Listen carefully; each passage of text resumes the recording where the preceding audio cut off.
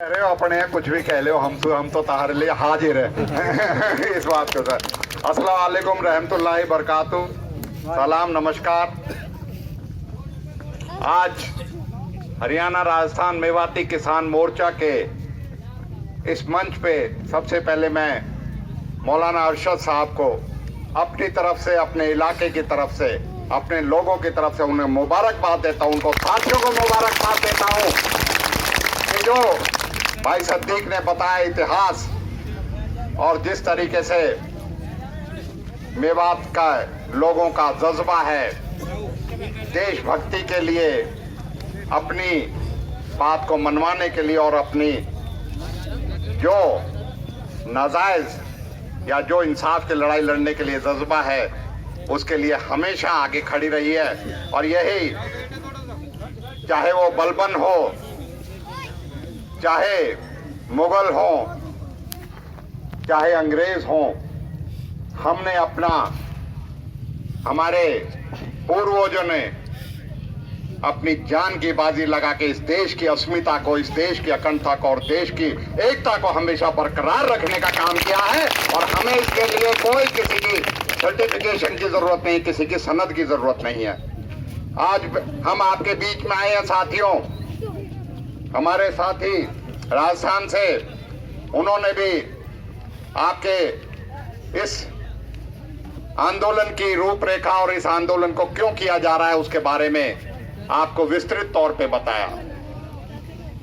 आज हम भी आपके बीच में यहां उपस्थित हुए हैं और उपस्थित होने का मकसद ये है कि तीन काले कानून, देश जब एक तरफ जूझ रहा था कोरोना की मार से, ये मोदी की सरकार, बीजेपी की सरकार पूंजीपतियों को, किसानों को उनके डोडी पे झुकाने का काम करने के लिए ये अध्यादेश लाई थी। और मैं ये कह सकता हूं दावे से, पहले अध्यादेश लाया गया, फिर कानून को जिस तरीके से प्रजातंत्र का गला घोट के लोकसभा और राज्यसभा में उसको पारित कराया गया, उस वक्त विरोध हुआ।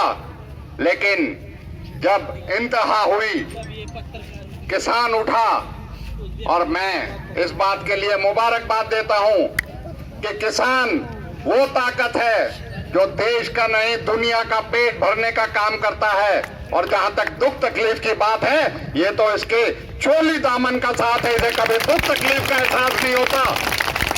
और आज एक मंच पे आके हिंदुस्तान का तमाम किसान, हिंदुस्तान का अन्नदाता आज इकट्ठा होके एक मंच पे एक ही आवाज लगा रहा है कि पहली बार हम अपनी ताकत को संगठित कर सके हैं। हम पहली बार इतना अनुशासित, इतना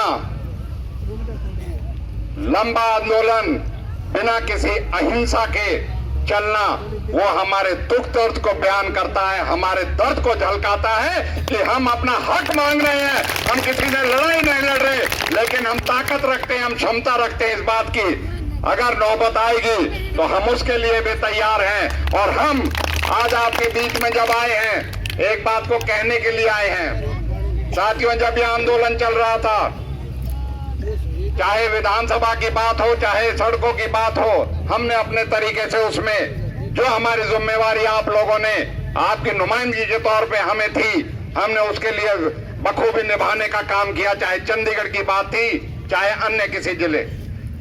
मेरे को खुशी इस बात की होती है कि सबसे पहले हम पलवल गए, हमारे पड़ोस में धरना था, वहां जाके हमने अपना समर्थन दिया। हम शाहजहांपुर बॉर्डर गए, जहां अलवर जिले के लोग भी, हरियाणा के लोग भी वहां किसान भाइयों के साथ मिलके अपनी आवाज को बुलंद कर रहे थे।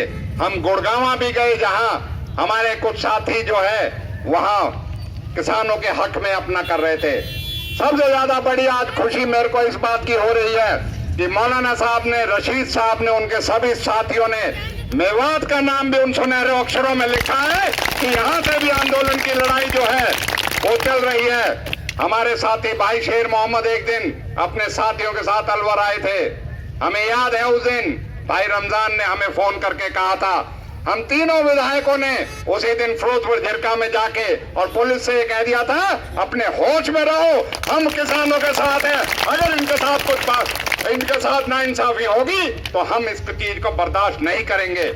इस बात के लिए मैं आज भी आपसे कहने के लिए आया हूं कि हम आपकी समर्थन कर रहे हैं, क्योंकि विपक्ष जो है बहुत जोर लगा रहा है, बीजेपी बहुत जोर लगा रही है।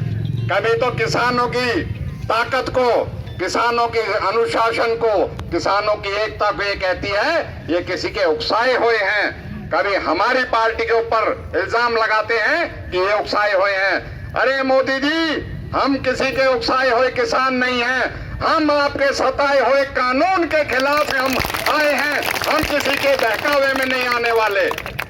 आज कभी आंदोलन को नाम दिया जाता है खालिस्तानी का, कभी उग्रवाद का, कभी दूसरे नाम दिए जाते हैं। मैं आज दावे के साथ कह सकता हूं, किसान ने इस आंदोलन को, ये किसान का आंदोलन नहीं रहा, अब ये जन आंदोलन बन गया और ये धर्म, जाति, भाषा और रंग भेद से ऊपर उठ के ये तमाम किसानों का आंदोलन है। और ये किसान आंदोलन अब इतनी ताकत बन चुका है कि जो इसके अनुरूप और जो इसकी भावना को नहीं समझेगा उसको ये झेलना पड़ेगा। आज मैं आपके बीच में इस बात को कह सकता हूं, अभी तो एक शुरुआत हुई है। हरियाणा का मुख्यमंत्री अपने जिले में हरियाणा का मुख्यमंत्री होते हुए जनसभा नहीं कर सका, इससे शर्म की बात और क्या हो सकती है, आप देख सकते हो। लेकिन इनके जो चेले हैं, इनके जो अनुयायी हैं, क्योंकि ये राजनीतिक दल नहीं रहा, ये अब ऐसा संगठन रह गया इसमें भक्ति होती है, वो एक दिन का उपवास रखते हैं कि हम SYL कर रही। वो उपवास नहीं था, वो हमारे किसानों का उपहास था जिसके उन्होंने मजाक बनाया था। और ऐसे दलों को, ऐसे नेताओं को भी सबक सिखाने का हमारे पास समय आएगा। मैं आज आपके बीच में एक बात कह सकता हूं, यहां हमारे पड़ोस में साहिब हत्याकांड हुआ था। आप सब लोगों ने, हमने मिलकर, तमाम साथी हैं यहाँ, एक बड़ा लंबा संघर्ष और अपनी गिरफ्तारियां तक दी थी। हम उस नाइंसाफी को भूले नहीं हैं। बेशक बीजेपी के दामन में जाके आज बहुत से नेता वहां बैठ गए हों जो उस वक्त जो है आपके आंदोलन में साथ रहते थे। हम आने पे ऐसे जो हमारे साथ नाइंसाफी हुई है उसका सजा उनको जरूर दिलाएंगे जिन्होंने हमारे साथ ये किया है। मैं आज आपके बीच में ये कहते हुए, हमारे भाई साहब खाने, और मैंने इनसे पहले ही कह दिया था कि अब ये कहीं इनको दिक्कत नहीं आनी चाहिए। भाई मैं अपने साथियों से और से कहूंगा, भाई ये किसी दल की और उसकी राजनीति की लड़ाई नहीं है। जितने मेरे साथी हैं, जितने आज हैं और लोग हैं, भाई रशीद कह रहे थे आप भी थोड़ा नरम रहो, चुनाव भी चल रहा है, ये सारे के सारे आपके बीच में आएंगे। जब ये जनता आगे तो इनके पीछे पीछे ठोंडा भी आएंगे और सरपंच भी आएंगे और सारी चीजें आते जाएंगी। मैं फिर से मौलाना साहब को, और क्योंकि जब मेवात का नाम आता है तो तबलीग का नाम और मौलानाओं का और हमारे आलिमों का नाम हमेशा आता रहेगा। और मील के मदरसे में भाई समय सिंह हमारे साथी हैं, इन्होंने कहा था, मैंने कहा मैं जरूर आऊंगा। कल ही हम चंडीगढ़ में अपनी गिरफ्तारी, एक एक नहीं दो गिरफ्तारी देके आज आपके बीच में आए हैं। इसी बात को दोहराने के लिए हमारा आपका जो ये संघर्ष है, ये किसी साजिश में, किसी राजनीतिक चाल में या आपसी हमारे फूट में नहीं चलना चाहिए। ये लंबा चलेगा तो हमें लंबा मिलके इसके लिए पूरी अपनी ताकत लगानी है, जिससे कि इस निर्दयी सरकार को, इस गूंगी बहरी और इस अहंकारी सरकार को यह एहसास हो जाए कि किसानों की बात को मानने के बाद ही आज उससे हम निजात दिला सकते, नहीं तो ये आंदोलन आज मैं कह सकता हूं कि दुनिया में सबसे अनुशासित और सबसे अहिंसक आंदोलन में शामिल होता जा रहा है और अपना इतिहास दर्ज कराएगा।